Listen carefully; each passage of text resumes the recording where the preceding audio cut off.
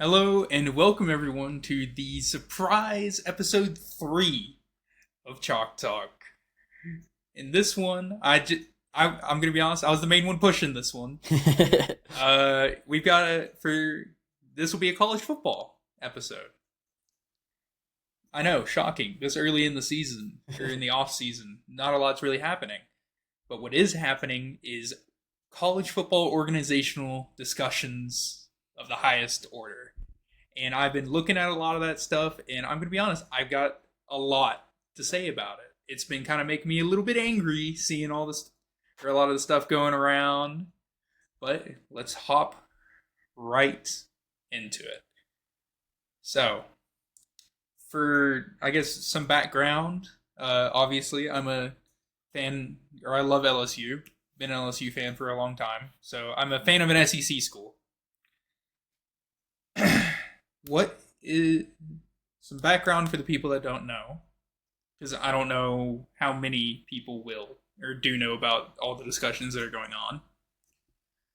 So they're trying to expand already to a 16-team college football playoff. This is being pushed pretty hard by really the Power Four. Yeah. I haven't seen any of the conferences really say, no, we don't want this. The big break-off comes when we talk about the structure of the playoff. So last year, let me pull this up real quick. While he's pulling that up, it's our first episode of Chalk Talk U. So once the season actually does kick off, we'll actually get more into depth of college football. Probably get some bi-weekly going on in there. I apologize if you hear my dog in the background. She just woke up from her nap. But yeah, let's get into it. Okay, so this was the playoff structure for last year, as most of us probably know. You had the 5 auto bids for the 5 highest ranked conference champions, and so that happened to be Oregon, Georgia, Boise State, Arizona State, Clemson. Texas. Texas Oh. was the 5th. Yeah. Well, they're the 5th seed, but they're not the 5th AQ. Oh yeah. Yeah. Sorry. You're right. You're right. So, and then you had, what was it? 1, 2, 3, 4, 5, 6, 7. And then you had the 7 at larges get in. Mm-hmm. This structure wasn't bad. I think it was scheduled extremely poorly. Because if you look here, December 21st, it was the first round. December 20th to the 21st was the first round. And then it was all the way in January 1st, which that doesn't feel right. I thought it was a lot longer than that.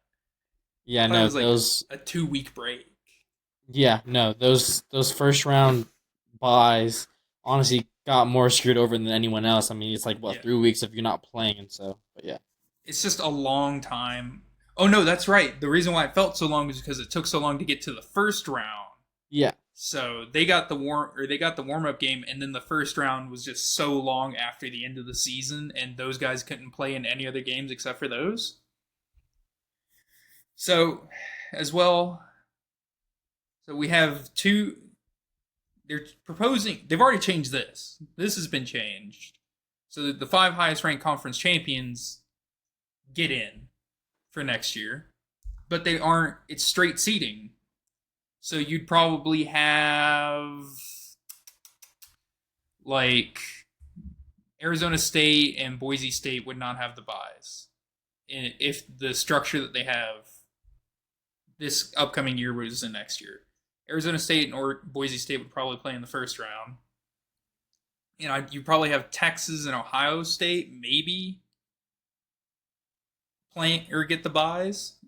Well, it would probably be Texas and Penn State I was about to say or yeah. Notre Dame that would get the buys. Mm-hmm. I'd imagine Oregon and Georgia would still get the bye. But they're wanting to change this setup with the 16-team playoff. So the Big Ten and SEC have proposed a absolutely dog shit playoff format. They wanted For those that do not know, they wanted a 4-4-2-2-1 system. What is this 4-4-2-2-1 system, you might ask? Well, it's simple. They wanted it to be, you have 4 automatic qualifiers for the SEC and Big Ten alone. Yeah. So that means no matter how bad they do, the top 4 teams in the SEC and Big Ten automatically in the playoffs. So dumb.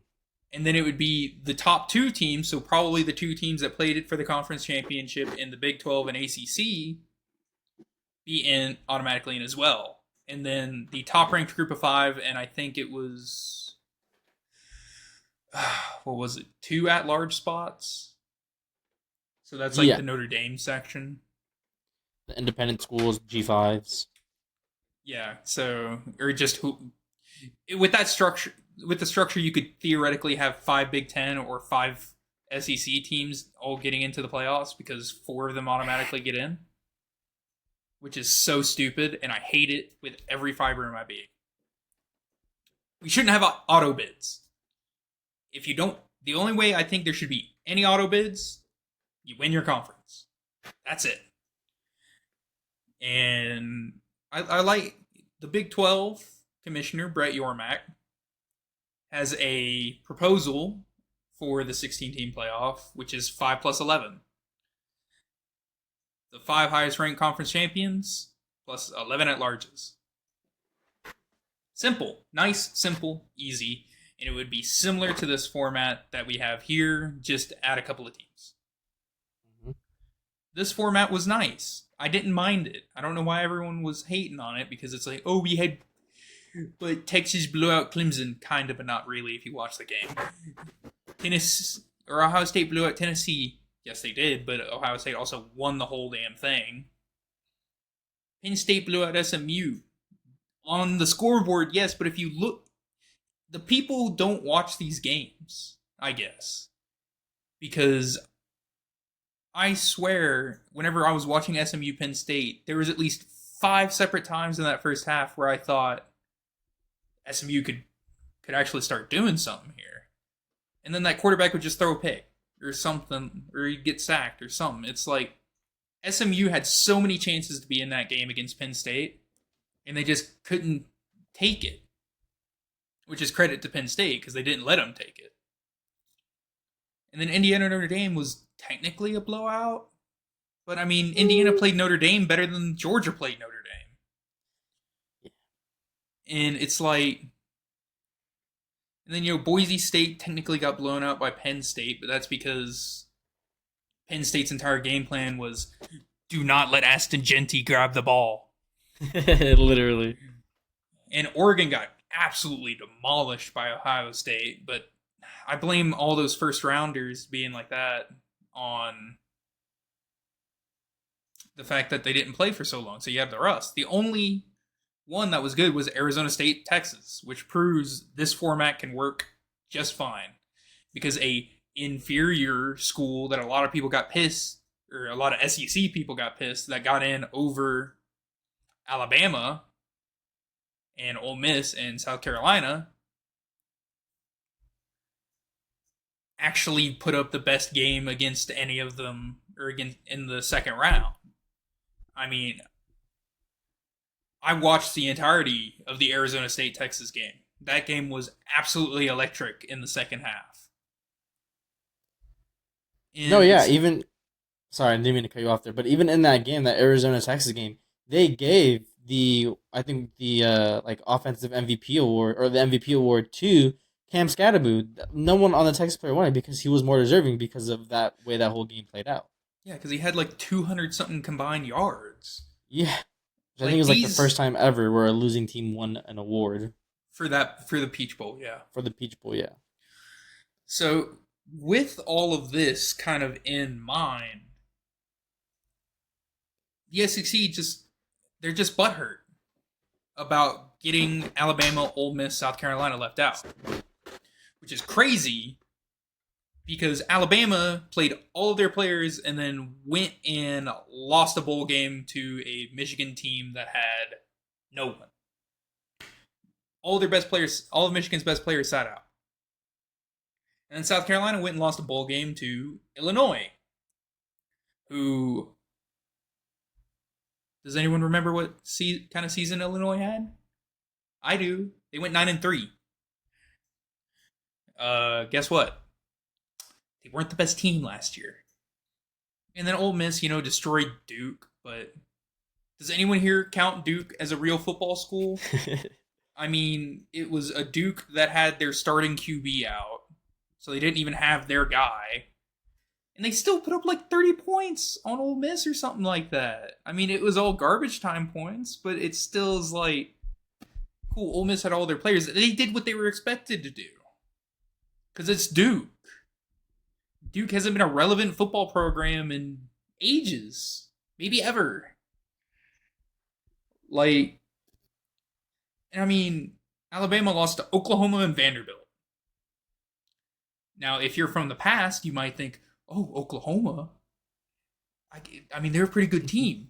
No, they're not. They went 6-5. Yeah. Houston, the University of Houston, the basketball school, played Oklahoma closer than Alabama played Oklahoma. Yeah, that was bad. And Vanderbilt, who also beat Alabama for the first time in decades,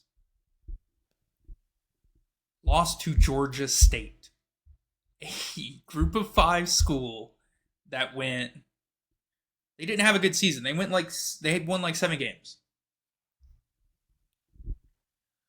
Oklahoma almost lost to Tulane, a group of 5 school that greatest claim to fame for the past 30 years has been being a generationally awful football program. Now, to be fair, they're bringing it back recently. They did beat USC and Caleb Williams that one year in the Cotton Bowl. It was a shootout game, yeah. Yes, and they're bringing it back. But, I mean, this year was an off year for Tulane anyway, in that whole grand scheme. And it's just like, you cannot sit here and say, in this age of NIL and the transfer portal, that the SEC is dominant. Because it's not. It's getting less so every year. I sat, well, not directly here, about 10 feet, 10, 20 feet that way, and I watched Mississippi State, a flagship SEC school, get its teeth kicked in by Toledo. I watched LSU this year lose to USC, a bad team this year, and play a close game against UCLA, who wasn't really the best team. I love LSU, and I hate that happened, but I mean, I also watched, Alabama lose to Vandy. They struggled against USF. I mean, I watched Miami beat the ever-living dog shit out of Florida. We all watched Georgia get into a shootout with Georgia Tech, and Georgia 7 Tech... OTs. Yeah, and Georgia Tech's claim to fame was that they were great at running the ball. Like, they were the option kings, and they got in a shootout with Georgia, whose big claim to fame has been defense for years. And then UT almost lost to Arizona State. UT, in their first year in the SEC, competed for the SEC championship. And Oregon, in their first year in the Big Ten, competed for the Big Ten championship. The era of saying this conference, this one specific conference, dominates, is done. The era of one school dominating everything for 10 years is done. Because transfer portal and NIL makes it to where you can't have these just... It's like NFL free agency, like whenever that came into effect. It's like, well, now you can't just keep stacking and stacking and stacking these amazing players on your roster because one, how are you going to pay them all? And two, they all want to play. So you can't have like 15 different 5-stars on the team because most likely you're going to have multiple 5-star recruits at the same position. And guess what? These guys want to play. They don't usually care like, oh, I'm playing at Alabama. I guess I'll just wait 3 years on the bench to get in there. No, they're like, I want to play now. I think I can play now. I'm going to fuck off and go to some other school. And I'm going to get paid more money to go play for them than I am for you. And I'll actually see the field. So you're already starting to see. Tennessee lost their star, freshman quarterback. That everyone was like, he had a rough starting year. He was a freshman, a true freshman, and he had the kind of year that he did. And he led him to the college football playoffs in a Josh Heupel system. He's good. He will be good. And he went to UCLA. It's like we don't need to do this anymore. It was already the best QBs didn't come out of one conference. Think about the star QBs in the NFL. We got Texas Tech, Wyoming, Louisville. Like, the only one that everyone agrees is a top 5 QB that's from, like, a namesake conference is Joe Burrow from LSU. Because Lamar Jackson played in the Power 4, but he went to Louisville. Patrick Mahomes played in the Power 4, but he went to Texas Tech and had a losing record. Josh Allen played at fucking Wyoming.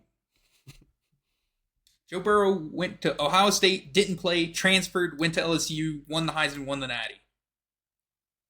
He's the only one. And we were talking about a potential Clemson dynasty not even 5 years ago. And they're in the ACC. It's just, college football has shifted so much, and the media personalities with it have not shifted. I apologize. The SEC, Greg Sankey, I want him gone, personally, because it's just like, dude, if you think your conference is that good, go prove it on the field. You don't need 4 auto bids into the playoffs. But I know this is a long rant, essentially, by me, and we just kind of got Ish sitting over here. Just for some quick context, we both love college football a lot. We both love to watch it. But I don't know how much he does it, but I dive into the specifics. I'm like, okay, we got this guy coming out of high school who are committed to this school. This school's pulling in this class ranking. This guy entered the transfer portal. This guy entered the transfer portal, and this guy entered the transfer portal, and they went there. I follow it to the same extent as like NFL free agency. Like, it's so much fun to me. Yeah, no, I only follow around so much. If you want a big sleeper for next year, Mekhi Hughes out of Tulane, transfer to Oregon. Oh my god, love that. I don't love it for Tulane, my poor, sad, depressed school that I've never been to, but I love. They're New Orleans, and their uniforms are great. One of the better uniforms. But it's just, you're not going to have the same level of dominance by any one team or conference anymore.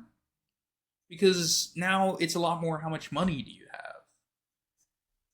And there's a lot of schools that have a lot of rich alumni that are not in the SEC or Big Ten that will pay to ensure that they do this. And let's be honest here. It's also not just, I know I just said it, but it's not really only about money. Because if it was only about money, you know who would have won the Natty last year? Texas A&M. Yeah. A&M would have won the Natty last year if it was all about money. Or Ole Miss. They famously had the most expensive roster in all of college football last year. It's like you gotta have. I think Clemson is the perfect encapsulation of this new era of what's going to be important if you want continued sustained dominance. Of you gotta have a coach that people love and is effective. Because Dabo Sweeney, all you ever hear from players is how much they love him. Oh yeah. How much loyalty he inspires in his people, everything like that. Because if you can get those high level recruits and convince them to stay, you're golden. And I think Oregon's going to win an Natty in the next couple of years because Dan Lanning is doing the same thing over there. But at the same time, the thing that a lot of people don't realize is, yeah, you can go to these big schools and get the tape out there, like, the schools that just produce first round talent. But why do that when you can go put out 3 to 4 years of tape at another school and potentially help them get to the playoffs, where then you can go get yourself on tape beating that team? But playoff structure, weird. Maybe we'll increase it to 16. I wouldn't mind it if it's the 5 plus 11. My personal preference is take the FCS format, copy it over here. Bring the FCS format to college football. Or not to, it's already in it. To the FBS. 24 teams, all 10 conference champions. The rest are at larges, or the other 14 are at larges. Then we get an actual playoff system and schedule it correctly. Do it a week or two after conference championships, not like a month after conference championships. Because then you get the rest versus rust. And then you can truly see who's the best. Will the SEC start winning again? Probably. They're a good conference with good school, with good programs and good head coaches. Will we see a run of where Alabama wins like a 9 out of 10 of the national championships? Is no. Kalen DeBoer a truther? I'm not a Kalen DeBoer. He's the Messiah. I'm a big fan of how they've actually gone downhill every year that he's been the coach. Barely made the playoffs one year, missed the playoffs the next. Yep. I know you're a Kalen DeBoer truther over there, Ish. Just a little bit. I followed his small career. His small career? How long was he the coach at Washington? Like 3 years. He was only there for 3? Something like that. Because then he was a head coach at a smaller school before that, and I'm blanking on the school that he coached at. And that's I think where he started his head coaching career, was like at some small school. And he went to a lot of them. Well, yeah, but this is only his 3rd school that he's coached at. Yeah. I don't know. We're probably about to see a lot of coach shuffling because, like LSU PSA, if Brian Kelly doesn't make the playoffs this year, I'm willing to bet he's gone.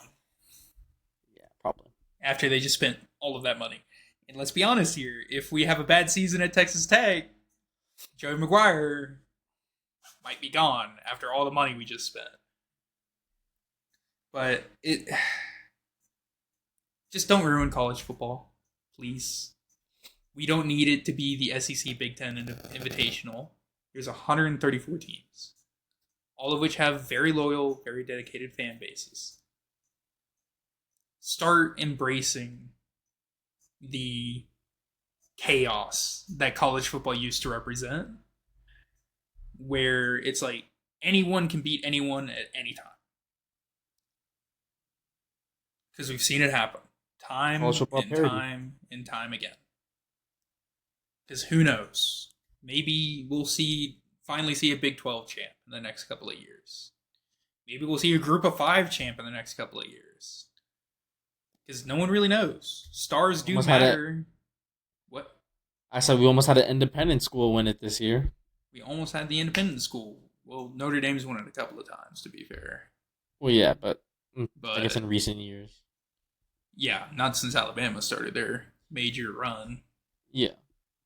But thank you all for listening to my very long, much longer than I intended, rants about the college football playoffs and my thoughts as to how we need to structure it.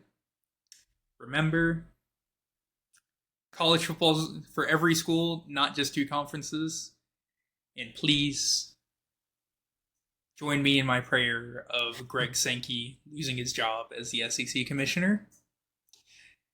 That'll be all from us here at Chalk Talk. Please make sure to like, comment, and subscribe. Really helps us out. And have a nice rest of y'all's week.